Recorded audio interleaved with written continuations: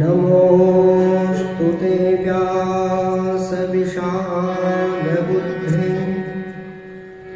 उल्लारविन्दायतपत्रनेतं तेन त्वया भारततैलपूर्णं प्रज्वालितो ज्ञानमयप्रदीपम्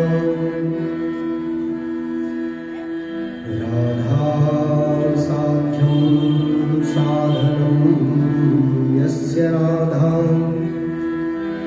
मन्त्रो राधा मन्त्रदात्री च राधा सर्वं राधा जीवनं यस्य राधा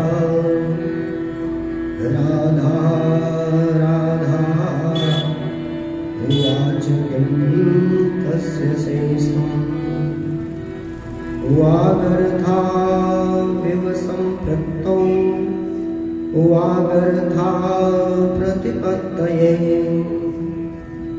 जगतः पितरो वन्दे पार्वती परमेश्वरौ बुद्धिहीन तनुजानिते सुमिरो पवन कुमार बल बुद्धि विद्या देहु हर कलेश विकार जड़ चेतन जग जीव जत सकल राममय जान बंदौ सबके पद कमल सदा जो जय जय श्री राधा रमण जय जय नवल किशोर जय गोपी चित चोर प्रभु जय जय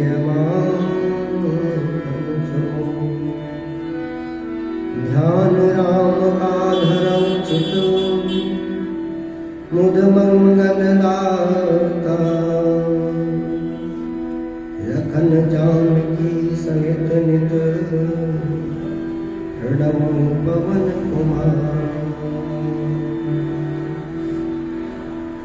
भक्तवत्सल भगवान की जय पुराण पुरुषोत्तम भगवान की जय लक्ष्मी नारायण भगवान की सद्गुरुदेव भगवान की जय नमः पार्वती पतये हर हर महादेव।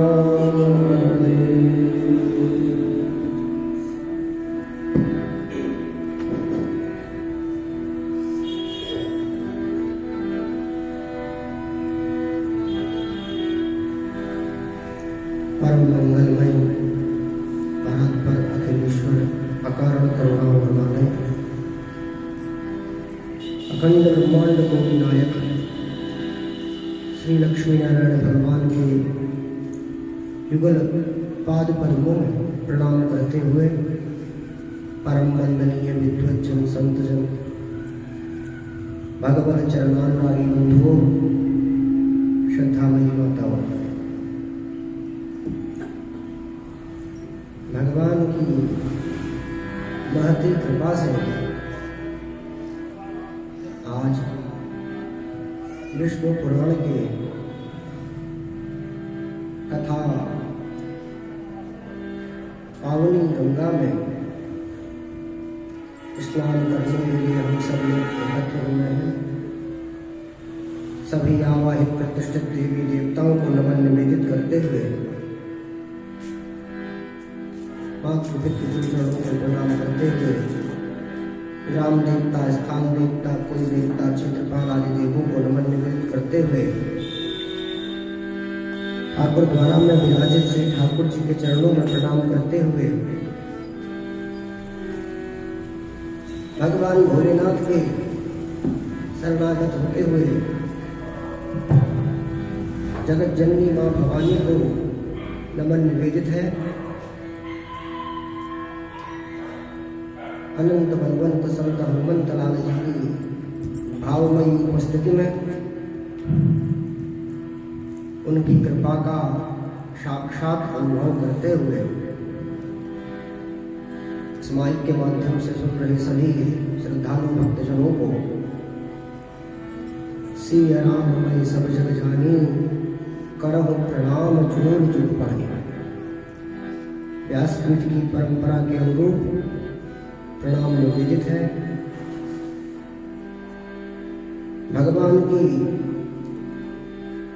इस मधुर कथा में प्रवेश करने से पूर्व अपने मन वाणी को एकाग्र करने के लिए, पवित्र करने के लिए आइए कुछ क्षण भगवान नाम का संकीर्तन करेंगे। आप सब लोग मेरे साथ मिलकर बड़े भाव से भगवान का दिव्य संकीर्तन करेंगे।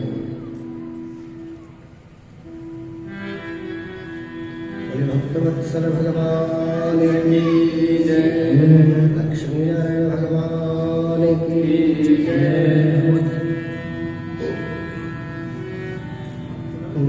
दीनानाथ का नाम दया निधि है, तो दया भी करेंगे कभी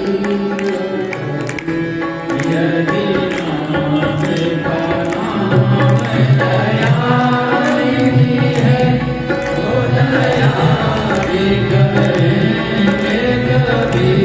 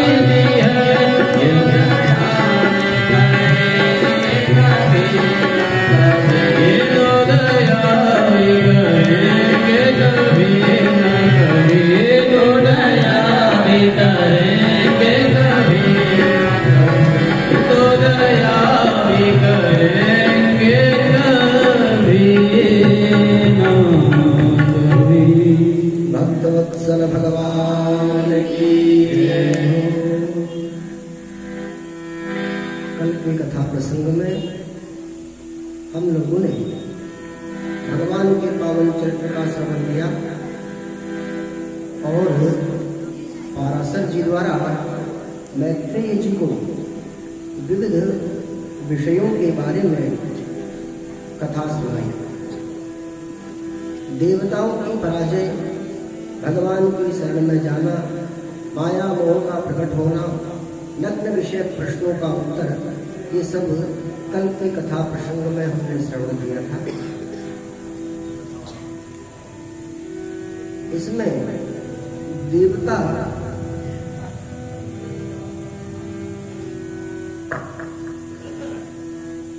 भक्तवत्सल भगवान की श्रीमन्नारायण नारायण नारायण श्रीमन्नारायण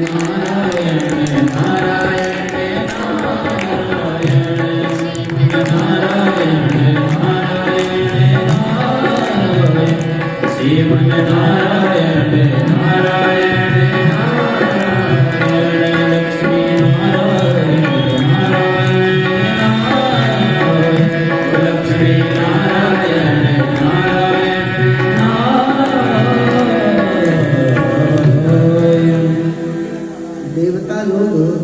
अपने कर्तव्य से च्युत हो गए थे, क्योंकि माया मोह ने प्रकट होकर उनकी बुद्धि को भ्रमित कर दिया।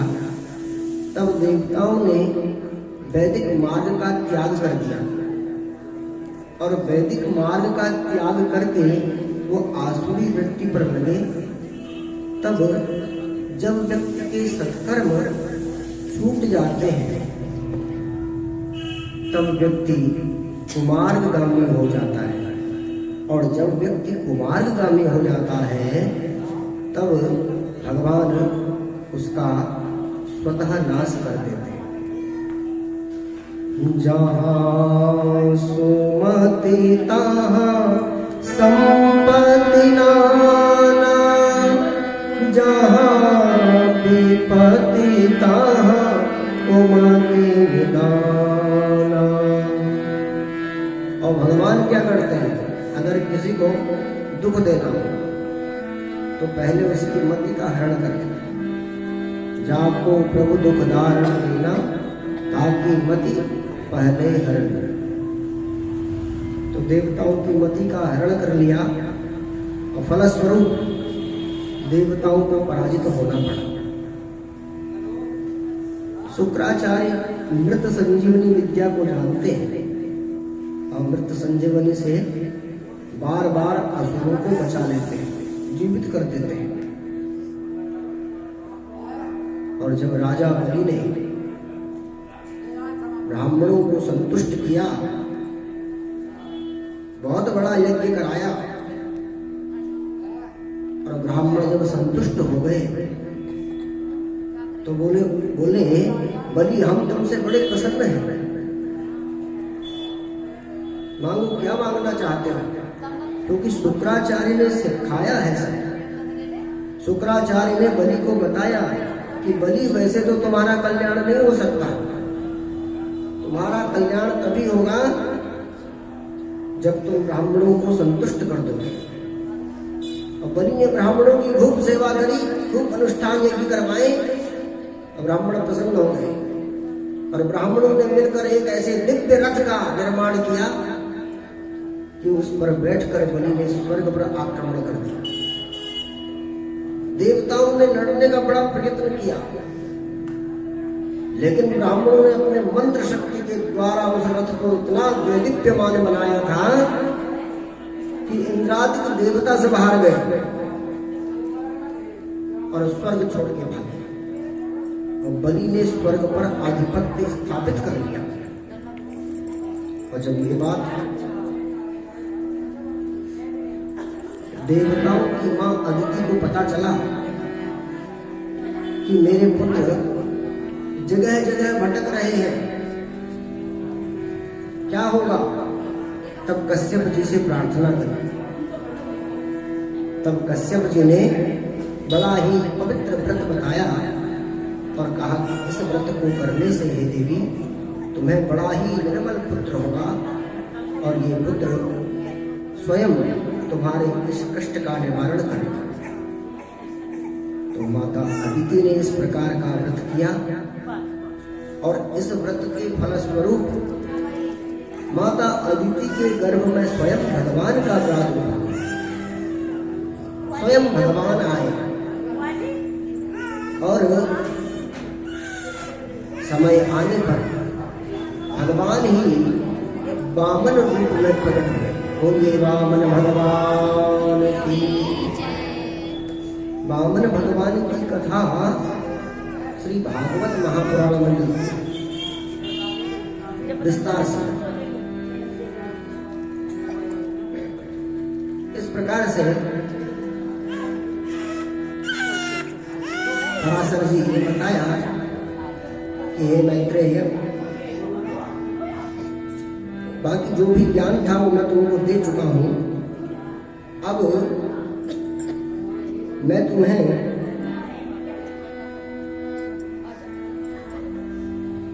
भार्गव राम के बारे में बताऊंगा। तो मैत्रेय बोले भार्गव राम कौन है? बोले भार्गव राम ये भगवान भोलेनाथ के प्रिय शिष्य हैं और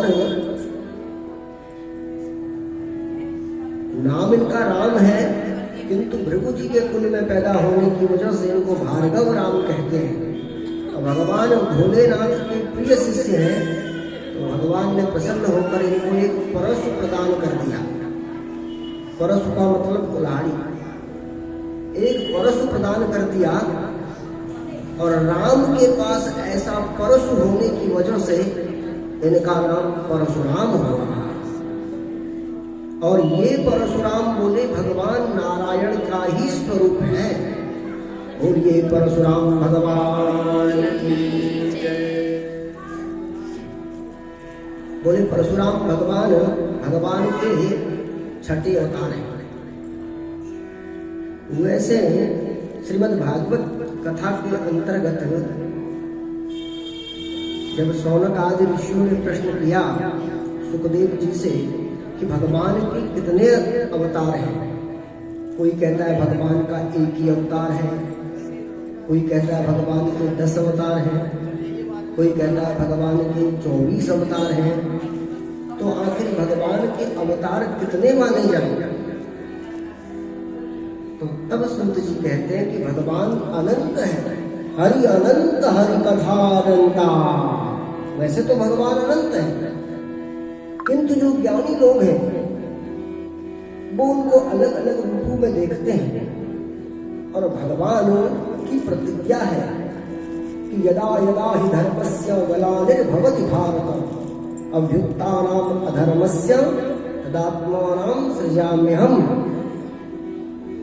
बोले जब जब भी धर्म की हानि होगी और धर्म के उत्थान के लिए, धर्म के अभ्युदय के लिए मैं बार बार इस पृथ्वी पर अवतरित होता रहूंगा और पुनः धर्म की स्थापना करूंगा। इसलिए भगवान बार बार आते हैं। जब जब होए धर्म कै हानि, बाढ़हि असुर अधम अभिमानी, तब तब प्रभु धरि विविध शरीरा, तब तब प्रभु धरि विविध शरीरा, हरहि सदा सज्जन मन पीरा, हरहि सदा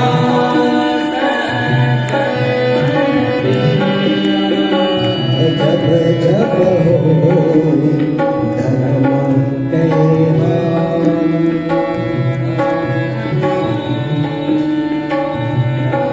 जब जब धर्म की हानि होती है, आतताई करते हैं, अपराध करते हैं और निरंतर कुमार्गामी हो जाते हैं, तो ऐसे अवसर पर पृथ्वी डगमगाने लगती है और पृथ्वी भगवान से प्रार्थना करती है, त्राहि नहीं, त्राहि नहीं।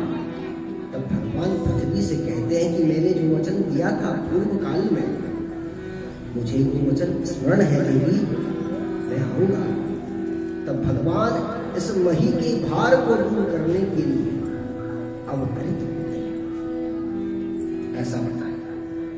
तो बोले जो ये परशुराम है, भगवान शिव के अनन्य भक्त हैं और महर्षि जमदग्नि के पुत्र हैं, उनकी मां का नाम रेणुका है और बड़े पराक्रमी हैं।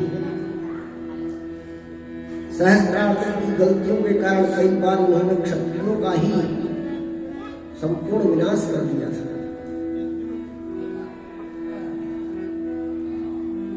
ये साक्षात भगवान नारायण के ही अवतार है। क्यों? क्योंकि दुष्टों का नाश करने के लिए ही आए हैं। सहस्त्रार्जुन इतनी दुष्टता कर चुका था कि भगवान को परशुराम के रूप में आना पड़ा। तो इस प्रकार से भगवान के अनंत अवतार हैं और अनंत अवतारों में मुख्य रूप से 24 अवतार माने गए हैं और कुछ लोग भगवान के 10 अवतार ही मानते हैं। इसलिए भगवान की दशावतार की कथा का श्रवण करते हैं। भगवान के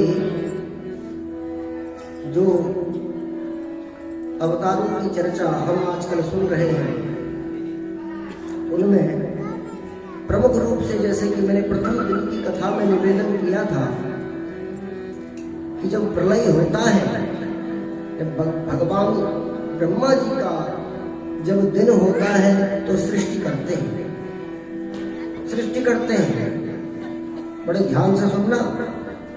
और जब भगवान की रात्रि हो जाती है ब्रह्मा जी की, तो समस्त सृष्टि का प्रलय हो जाता है।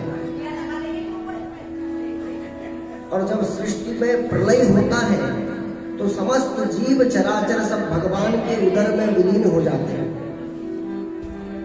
और फिर दूसरा दिन जब प्रातः होता है तो ब्रह्मा जी पुनः सृष्टि करते हैं। कई कल्प का बताया था। तो इसी प्रकार से जब समस्त पृथ्वी लय होने लगी, मनु के समय में, उस समय सत्यव्रत नाम के मनु थे। हर मनवंतर में अलग अलग मनु का कल की कथा में आपने श्रवण किया। तो सत्यव्रत मनु के समय में भगवान ने मनु को आदेश दिया था कि मनु, मैं प्रलय कर रहा हूं और इस प्रलय में समस्त चराचर सब विलीन हो जाएंगे। इसलिए मेरे द्वारा प्रदत्त ये नौका है, इसमें सवार होकर समस्त भौतिक वस्तुओं को लेकर, समस्त वृक्ष, जड़, बीज और सप्तऋषियों को लेकर, तो तुम नौका में सवार हो जाओ। तब भगवान ने मत्स्यारूप धारण करके वासुकी सर्प की सहायता से उस नौका को बचाए रखा। तो भगवान का प्रथम अवतार था मत्स्यावतार। उसके बाद फिर कथा में मैंने निवेदन किया था कि जब असुर और देवों ने समुद्र मंथन किया तो मदराचल को लाए और मदराचल डूबने लगा, तो भगवान ने कच्छप अवतार धारण किया। उसे पूर्व अवतार भी कहते हैं। फिर कथा में निवेदन किया था कि जब पृथ्वी डूब गई, रसातल में चली गई, हिरण्याक्ष ने पृथ्वी का हरण कर लिया, तो भगवान ब्रह्मा जी की छींक से, नासिका रंध्र से भगवान वराह का अवतार हुआ और उन्होंने पुनः पृथ्वी को यथावत रखा। फिर कथा में निवेदन किया कि प्रहलाद की रक्षा के लिए स्वयं भगवान ने नरसिंह रूप धारण किया। और अभी आपने श्रवण किया कि भगवान वामन का अवतार हुआ और उन्होंने बलि से 3 पग भूमि मांगी और उसमें भू भुव स्वः तीनों को नाप लिया और पुनः देवताओं का राज्य देवताओं को ही सौंप दिया। फिर भगवान के परशुराम की अभी हम चर्चा कर रहे हैं। तो पराशर जी मैत्रेय जी से बोले, मैत्रेय, भगवान का जो 7वां अवतार हुआ वो मेरे प्यारे प्रभु श्री राम के रूप में हुआ। तो इनकी कथा बताने लगे कि इनका बड़ा पवित्र वंश है रघुकुल। बोले इनके वंश में इक्ष्वाकु वंश विवस्वान से चलता हुआ आ रहा है। तो बोले इसमें मानधाता नाम के एक बड़े ही पवित्र धर्मात्मा राजा हुए और उन मानधाता के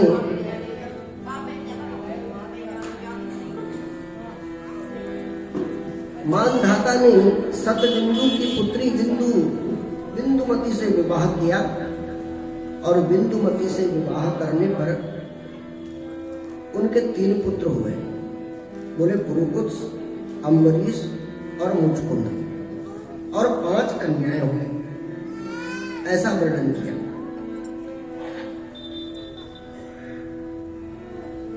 और इनके वंश में ये जो भी राजा हुए बोले बड़े ही पराक्रमी राजा हुए और महाधर्म परायण राजा हुए। बोले जो ये मानधाता के पुत्र अम्बरीश हैं, इनकी कथा भागवत जी में आती है कि एक बार दुर्वासा ऋषि इन पर क्रोधित हो गए थे। अम्बरीश महाराज की आपने कथा का श्रवण किया होगा। बड़े धर्म परायण थे और भगवान की नित्य सेवा करते थे। चक्रवर्ती सम्राट थे और उसके बाद भी भगवान के मंदिर में झाड़ू पोछा करते थे। हजारों सेवक सेविकाएं उपस्थित रहती थी, लेकिन अपने हाथ से भगवान का जो श्रृंगार है, भगवान के मंदिर की स्वच्छता है और भगवान के भोग के जो पात्र हैं उन सबको स्वयं व्यवस्थित करते थे। भगवान के भोग के पात्रों को स्वयं साफ करते थे। और तो और बोले कि ये अम्बरीश महाराज जो भगवान को भोग लगाते थे, तो जो भोग का गेहूं होता था उसको भी स्वयं चाकी चलाकर, जो हाथ की चाकी है, स्वयं चलाकर पीसते थे। भगवान के अनन्य भक्त थे और एक दिन तो गेहूं पीस रहे थे, खूब पसीना हो रहा था। हजारों दास दासियां सेवक सेविकाएं होने के बाद भी भगवान के कार्य में कोई त्रुटि ना हो जाए किसी के द्वारा, इसलिए स्वयं कार्य करते हैं। तो एक बार